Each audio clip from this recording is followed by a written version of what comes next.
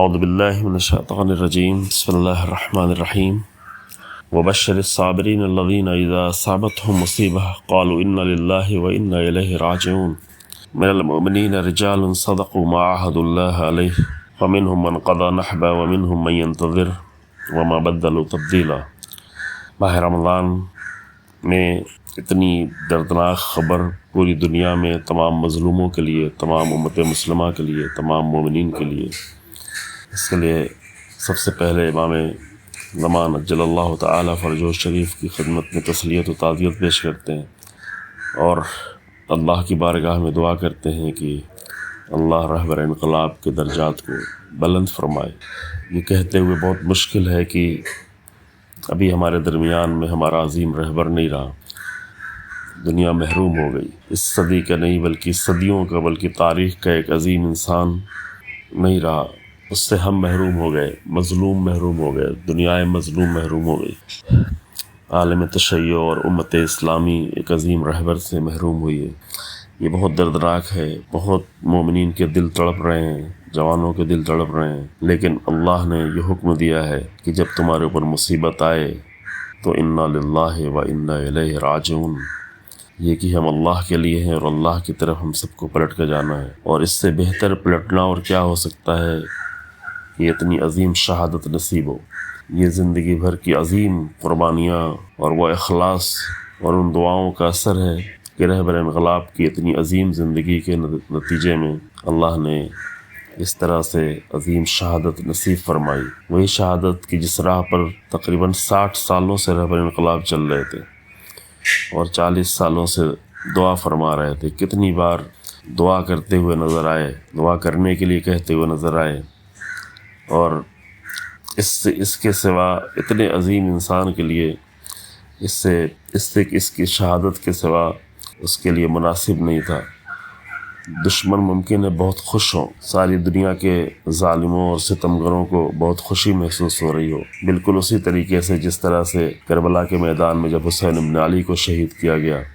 تو یزید فخر کر رہا تھا، یزیدی لشکر خوش تھا، لیکن حسین ابن علی کی شہادت نے قیامت تک کے لیے لوگوں کو بیدار کر دیا۔ آج بھی حسین ابن علی کے اس فرزند اور غلام اور خادم کی شہادت سے بہت بڑی تبدیلیاں آنے والی ہیں انشاءاللہ، بہت ہی عظیم کامیابیاں نصیب ہونے والی ہیں۔ جو لوگ یہ سمجھتے ہیں کہ شہادت سے ایک شہید ختم ہو جاتا ہے تو اس کی غلط فہمی ہے۔ ہاں، مرنے سے ممکن ہے ختم ہو جائے، لیکن شہادت قرآن کی نگاہ میں شہادت یعنی زندگی، شہادت یعنی اللہ کی طرف سے خاص رزق، شہادت یعنی اس کے اثرات کا ہمیشہ باقی رہنا۔ اور اسلام کے مکتب کو اگر انسان سمجھتا ہے تو اسلام کی نظر میں سب سے بڑا اسلحہ شہادت ہے۔ شہادت سے بڑھ کے اور کوئی اسلحہ نہیں ہے، اور اس اسلحے کے نتیجے کو انشاءاللہ دنیا بہت جلد دیکھے گی۔ اس عظیم انسان کی شہادت کے نتیجے کو انشاءاللہ دنیا بہت جلد دیکھے گی، ظالم طاقتیں بھی دیکھیں گی، ان کی ذلت و رسوائی کا سامان فراہم ہوگا، اور اہل ایمان کو انشاءاللہ تعالی فتح اور نصرت نصیب ہوگی۔ ایسے وقت میں سب سے اہم نقطہ یہ ہے کہ ہمارے درمیان میں ہمارا عظیم رہبر نہیں رہا ہے، لیکن حق ہے، اللہ کی ذات ہے، اللہ کا نظام ہے، اللہ کی کتاب ہے، رسول اللہ کا مشن باقی ہے، رسول اللہ کی راہ پر، قرآن کی راہ پر، اہل بیت کی راہ پر، حق کی راہ پر جان دینے والے موجود ہیں، شہادت پیش کرنے والے موجود ہیں، حمایت کرنے والے موجود ہیں، اور یہ سلسلہ پوری مضبوطی کے ساتھ انشاءاللہ تعالی باقی رہے گا امام مہدی عجل اللہ تعالی فرجہ الشریف کے ظہور تک۔ یہ تو اللہ کا کیا ہوا وعدہ ہے جو پورا ہوا۔ قرآن کہتا ہے کہ من المؤمنین رجال صدقوا ما عاهدوا اللہ علیہ، مومنین میں سے کچھ ایسے مرد ہیں کہ جنہوں نے اللہ سے کیا ہوا وعدہ پورا کر دیا۔ فمنهم من قضى نحبہ ومنهم من ينتظر، اس میں سے کچھ لوگ شہید ہو گئے اور کچھ لوگ انتظار کر رہے ہیں، شہادت کے انتظار کر رہے ہیں، اور الحمدللہ رہبر انقلاب کی شہادت کے بعد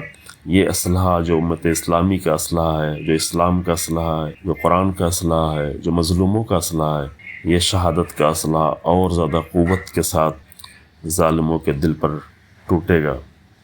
اور ان کو ذلیل و رسوا کرے گا۔ تمام جوانان، تمام مومنین کی خدمت میں عرض ہے کہ یقیناً آپ کے دل غمزدہ ہیں، یقیناً دل تڑپ رہا ہے اور رو رہا ہے، لیکن اللہ کے وعدے پہ بھروسہ کریں، اللہ کی طرف سے آنے والی نصرت پہ بھروسہ کریں۔ یہ رہبر انقلاب پہلے سے فرما گئے ہیں، انشاءاللہ تعالی وہ دن بہت جلدی آئیں گے اور الہی نصرت اور الہی فتح کی لذت کو بہت جلدی محسوس کریں گے۔ اللہ ہم سب کو اس عظیم رہبر کی راہ پر چلنے اور اس کے مشن پہ باقی رہنے اور اس کی راہ کو جاری رکھنے کی توفیق عنایت فرمائے۔